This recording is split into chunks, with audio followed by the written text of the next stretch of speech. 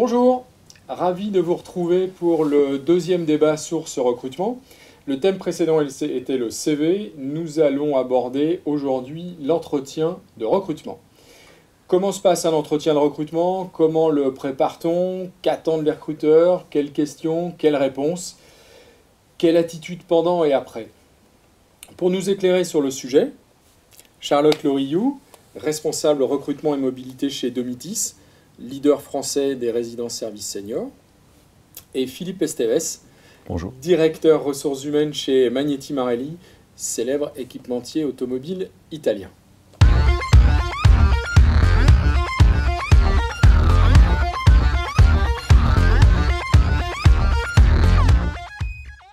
Alors, Charlotte, comment et que doit-on préparer pour un entretien de recrutement?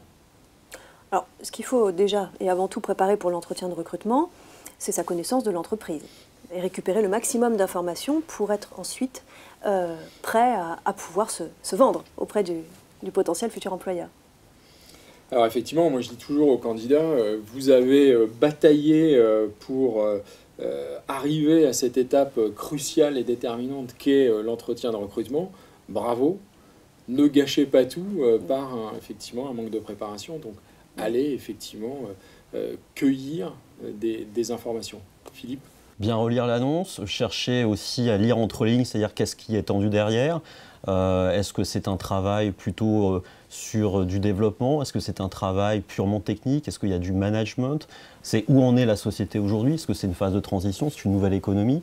Donc c'est un peu défricher tout ça et anticiper au mieux les questions du recruteur pour éviter d'avoir, si je puis m'exprimer ainsi, à improviser le jour de l'entretien des réponses sur lesquelles on ne sera pas forcément content une fois la porte fermée, l'entretien passé, en disant demain j'aurais dû dire ça ou là j'ai pas été bon sur tel ou tel aspect. Donc ça c'est déjà rassurant, on se dit que le candidat a au moins fait cette démarche d'aller sur le site. Ouais. D'accord, donc préparation logistique, préparation sur effectivement l'entreprise, le poste, comment on s'habille, comment... Oui. On se prépare aussi sur le sujet? Oui, ça tout dépend du dress code de l'entreprise. Mais oui, vous essayez d'avoir quelques renseignements, notamment, alors surtout sur les sites, et Charlotte en parlait, les sites d'entreprise où il y a souvent une partie corporate sur la culture de la société, où il y a le rapport RSE sur la responsabilité sociale. On peut voir à travers ce qui transpire sur ces pages, c'est quoi un peu le mode de fonctionnement de l'entreprise, sa culture, sa genèse.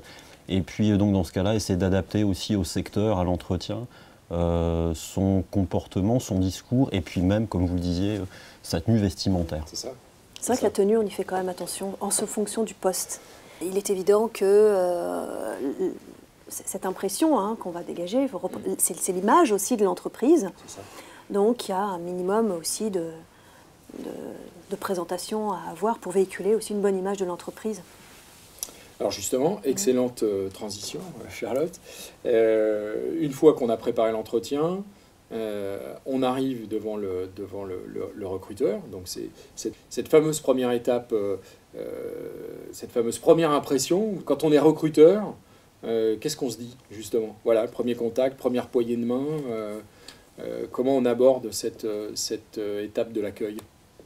L'idée aussi, il faut que les gens comprennent quand ils passent le pas de la porte et qu'ils rentrent dans ou le bureau de Charlotte ou du mien, c'est qu'ils ne sont pas là pour jouer un jeu de rôle, d'accord? Le monde est un théâtre, comme disait Shakespeare. Néanmoins, en entretien, on se vend, c'est vrai, mais on cherche aussi à avoir des candidats qui soient vrais en face de nous. Donc, c'est pas la peine de rentrer dans la salle en disant « j'ai une heure, il faut que je sois super ceci ou à tel ». Ce qu'on cherche chez les gens, c'est qu'ils soient le plus vrai possible et qu'on ait des personnalités, des compétences qui s'adaptent à nos entreprises et à nos postes. On essaie de mettre les gens en bonnes conditions, il faut qu'ils viennent eux aussi en bonnes conditions. Qu'ils essayent de l'être en tout cas. Donc, sur cette phase d'accueil, moi, j'avais noté un chiffre qui sort d'une enquête auprès de 2000 dirigeants qui a révélé que 33% disent savoir s'ils vont recruter ou pas dans les 90 premières secondes. Moi, j'étais un peu étonné de cette stat, mais... Ouais, il y a une stat aussi qui dit que les hommes qui dépassent 1m80, voire 1m90, plus vous êtes haut, on va dire, plus Ouais, vous gagnez 15% de plus. Bon, Ouais. c'est vrai que l'apparence physique peut jouer beaucoup, notamment dans certains secteurs. Je pense par exemple au luxe, à des métiers de représentation, comme d'ailleurs on parlait tout à l'heure Charlotte.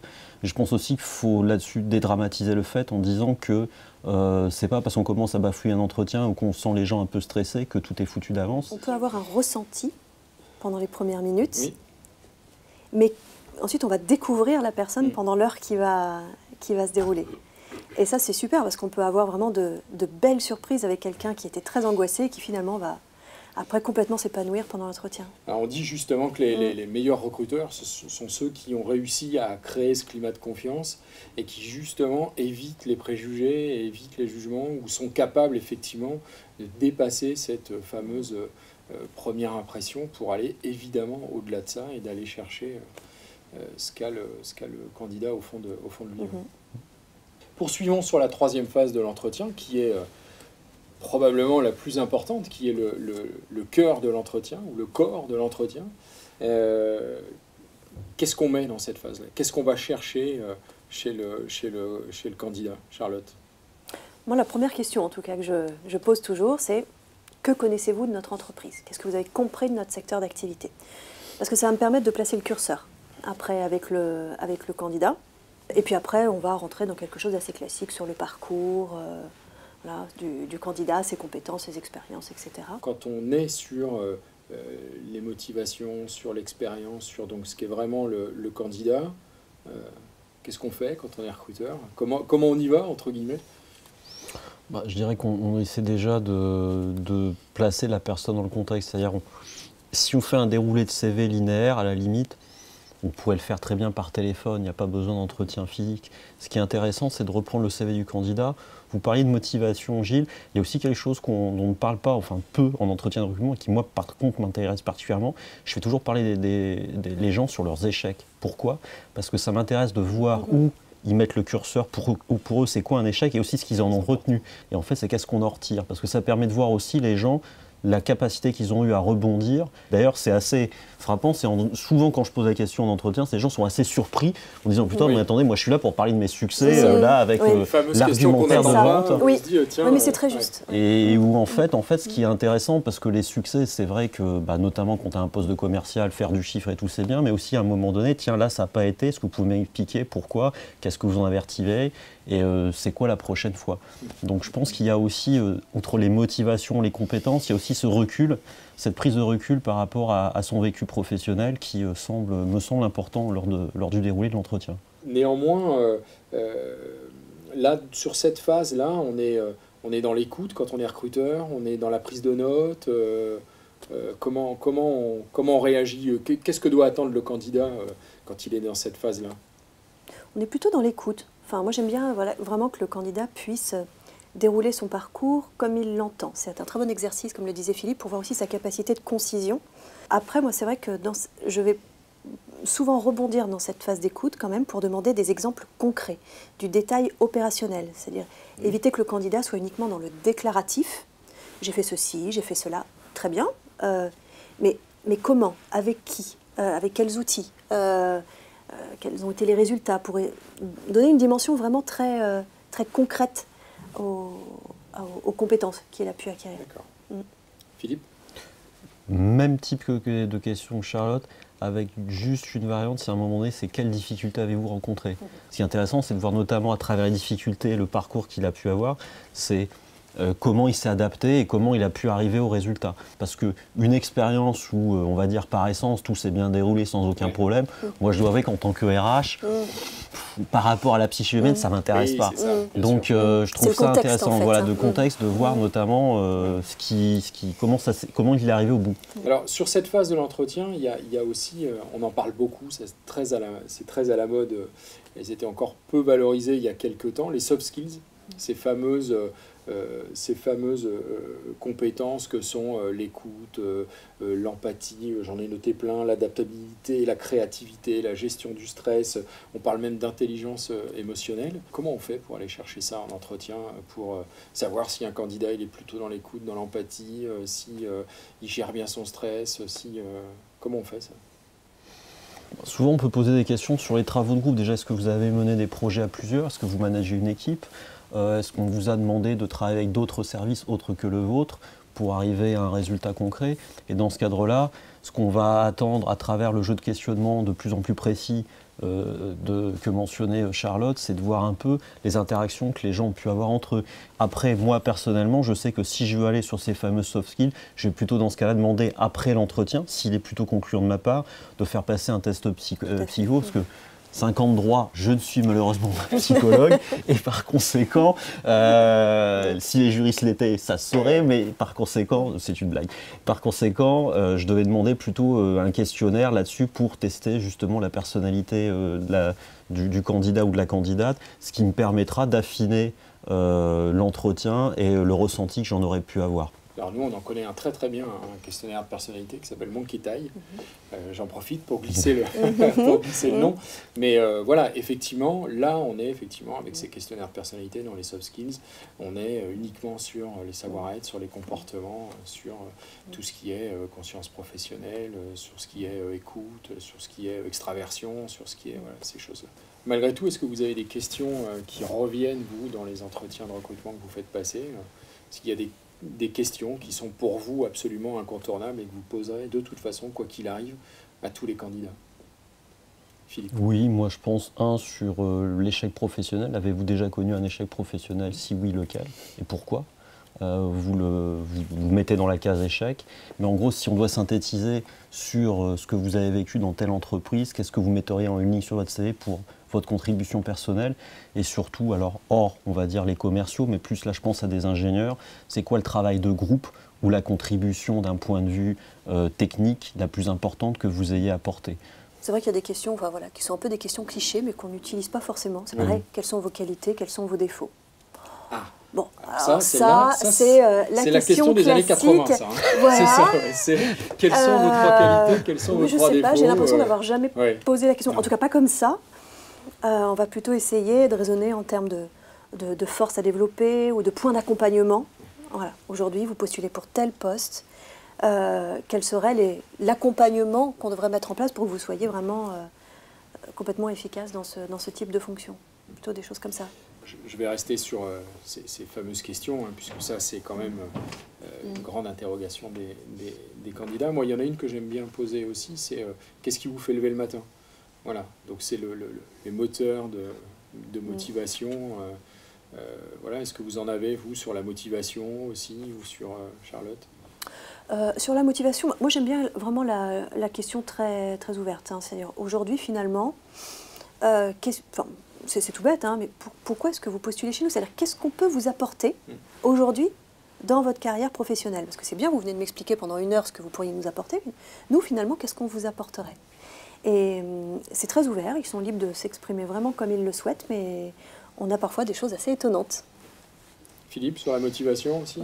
Ce qui m'intéresse souvent, ça paraît anodin, mais néanmoins, j'aime beaucoup tout ce qui est hobby, centre d'intérêt, parce qu'on le met souvent en dessous, on n'y fait pas gaffe, et j'ai trouvé des choses très sympas. Et pourquoi? Parce que quand les gens ils parlent de quelque chose qu'ils aiment bien, déjà, ils sont plus... Déjà, ça détend l'entretien. En général, si je sens vraiment la personne stressée, je commence par ça, même l'entretien. Mais en plus, on voit les motivations, et puis quelqu'un qui aime bien parler d'un sujet qui lui tient à cœur, il se livre un peu plus.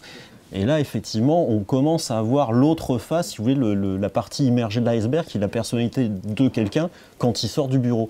C'est en quoi ces compétences ou ces motivations peuvent être transférables et utilisables pour moi. Et puis ça éclaire aussi sur la personnalité des gens. Oui, bien sûr. Une autre question favorite, Charlotte?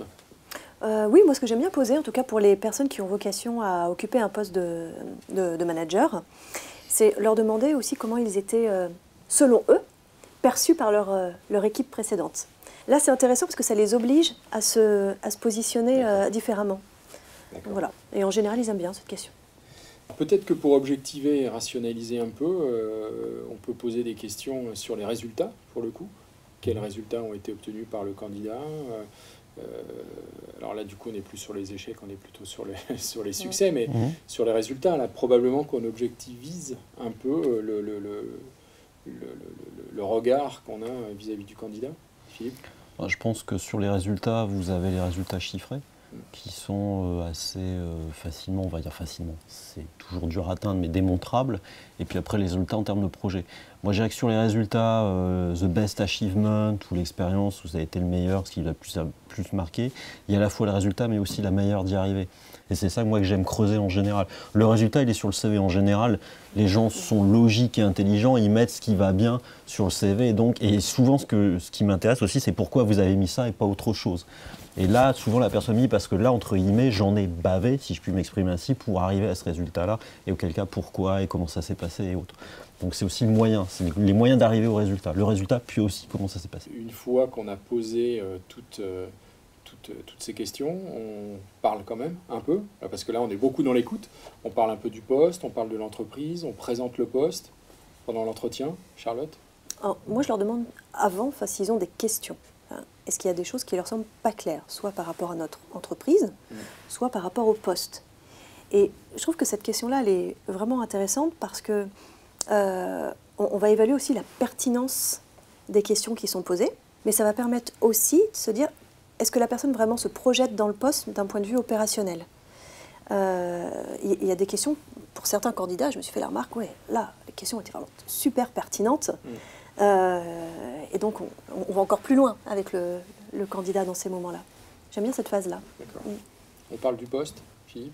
Je rebondis tout de suite sur le poste en disant, alors maintenant on va un peu parler de pourquoi vous êtes là, puisque déjà, merci pour votre présentation, et deux, on va parler un peu pourquoi vous êtes là. On parlait tout à l'heure du poste, de vos motivations. Est-ce que déjà il y a des questions aujourd'hui que vous posez sur lesquelles moi je pourrais répondre par rapport au poste? Et effectivement, comme disait Charlotte, il y a des questions après, alors on juge plus ou moins la pertinence, mais ça permet aussi de voir le degré de projection du candidat, ça permet de voir sa curiosité intellectuelle.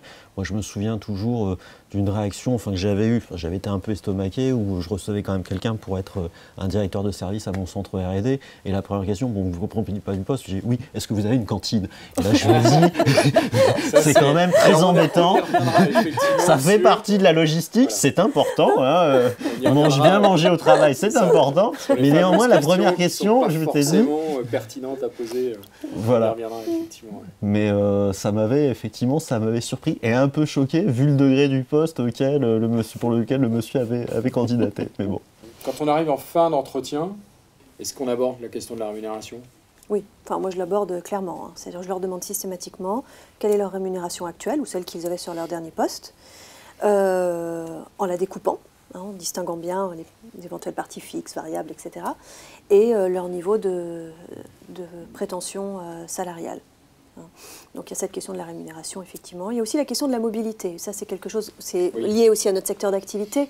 Mais comme on a plusieurs résidences Domitis un peu partout en France, forcément, la question de la mobilité, elle est systématique. C'est normal.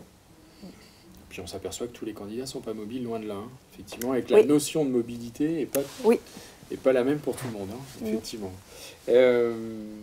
Alors, avant de passer à l'après, entretien, est-ce que dans cet entretien de recrutement, il y a des choses que les candidats ne doivent absolument pas faire? Est-ce qu'il y a des attitudes, des comportements, des questions qu'il faut absolument éviter? Déjà dans le comportement, ce qui peut être parfois un petit peu irritant pour le recruteur, c'est des personnes par exemple qui seraient un petit peu nonchalantes ou qui donnent l'impression de venir un petit peu en touriste pour voir ce qui se passe, qui viennent en fait plus se tester sur le marché qu'autre chose, parce que là c'est pas forcément très intéressant, ou des personnes qui ont une attitude parfois, en voulant se montrer très sûres d'eux, peuvent en devenir un petit peu désagréables. Enfin, toute une question de modération, finalement. Philippe? J'ai reçu très récemment une candidate qui travaille à 2 km, on va dire, de là où je suis, pour un poste que nous allions pouvoir au sein de l'usine. Et j'ai senti, à chaque fois qu'elle parlait de son expérience, elle levait les yeux au ciel et elle soufflait. On parlait tout à l'heure du langage corporel. On est effectivement plein de subjectivité et autres, mais on essaye vraiment, durant l'entretien, d'en faire totalement le mettre à part, complètement, pour se concentrer. Je lui disais, moi, je pourrais passer d'entretien les yeux fermés, mais juste pour sentir le discours du candidat, parce que c'est ça qui m'intéresse, en fait. Après, la cravate rouge, bleue ou autre, je m'en fiche totalement. Par contre, il y a des choses où effectivement, il faut faire attention. Et puis aussi, le fait parce que ça arrive, et ça, il faut que les gens soient extrêmement attentifs dessus, c'est même quand ça s'est passé, parce que ça arrive aussi quand on a des cadres, qu'ils soient partis avec une transaction haute, c'est cette manière, quelquefois, je l'ai eu aussi, de dégoiser sur l'employeur, sur l'actuel ou le précédent, et où là, c'est quand même un problème, parce que vous vous dites, certes, tout le monde n'est pas Louis d'Or, et puis il y a aussi des boîtes avec une forme de management ou autre, mais néanmoins, il faut toujours se projeter que la personne en face de vous, elle se dit, est-ce que j'ai envie de travailler avec ce type ou cette dame, et deux, s'il est capable de dire ça de son expérience précédente, moi je l'intègre, mais est-ce que dans 2 ans, il ne va pas dire la même chose en disant, oh là là, vous vous rendez compte, alors le RH à l'époque, le type il m'a reçu en entretien, je vous dis même pas quoi. Donc là, il y a ça, je pense que cette attitude-là, il faut faire extrêmement attention, parce qu'en plus, plus les gens se sentent assez libres dans l'entretien ou se sentent à l'aise, etc., notamment sous les Charlotte, les gens qui viennent se tester sur le marché, plus de temps en temps ça fuse, et là, il y a effectivement des réflexions que moi, personnellement, je trouve pas correctes lors d'un entretien. On a l'habitude de dire qu'il faut des candidats qui positifs, quoi. Quelle attitude il doit avoir après l'entretien de recrutement? Mail de remerciement, pas mail de remerciement, un appel pour remercier, pour avoir des nouvelles. Qu'est-ce que fait le candidat? Parce qu'évidemment, il y a une forme d'impatience après. On se dit qu'on a fait un bon entretien, qu'on a toutes nos chances. Qu'est-ce qu'on fait? Moi, personnellement, je ne m'attends pas forcément au mail de remerciement en disant que c'est pas ça qui va arrêter le choix sur le candidat. Si ce n'est que si la personne le fait, ça m'arrive aussi d'en recevoir, je suis très attentif aussi à l'orthographe. Si vous le faites, je dirais le seul conseil, c'est prenez le correcteur orthographique, relisez-vous 2 à 3 fois avant de l'envoyer, quoi. Parce que c'est un mail de remerciement qui prouve sa motivation. En général, c'est quand même plutôt quelqu'un avec quelque chose de sympa. Nous-mêmes, ça flatte. On dit, ouais, l'entreprise, il est intéressé, il vient d'écrire et tout. Mais si c'est pour avoir le truc où on se dit, mais il écrit en phonétique, si vous voulez, ça donne l'effet inverse recherché. Donc, ce serait dommage de gâcher ça, quoi. Charlotte, qu'est-ce que le candidat doit faire après l'entretien de recrutement? Alors déjà, je suis d'accord avec Philippe, effectivement c'est bien de revenir vers l'employeur si effectivement on a pris un peu de retard. Ça ne sert à rien de harceler non plus. La personne qui appelle tous les jours. Mais ça, c'est pas une attitude positive. Non, c'est pas une attitude positive. En revanche, moi, il y a aussi quelque chose auquel je vais faire très attention, c'est l'attitude de la personne, du candidat, au moment où je vais lui faire la réponse négative si toutefois on ne pouvait pas le recruter. Parce que selon la réaction, je me dis, bon, cette personne, je ne l'ai pas prise pour ce poste-là. En revanche, son profil me plaît, je pourrais peut-être revenir vers elle un jour pour un autre poste. Mais si la personne réagit mal, parce que des fois, il y a des gens qui réagissent vraiment mal quand on leur fait la réponse négative, là, forcément, ça va être un petit peu compliqué. Après, je vais avoir un peu moins envie de revenir vers cette personne-là. Ça, c'est oui, donc clair. Que le candidat n'oublie pas que même qui reste professionnel voilà, jusqu'au bout. Jusqu'au bout, et que même si effectivement la réponse est négative, oui. N'insultons pas l'avenir, comme on dit. Absolument. Il pourra y avoir un retour positif une autre fois ou sur un autre poste. Tout à fait. Philippe, Charlotte, merci beaucoup. Merci Gilles. Merci.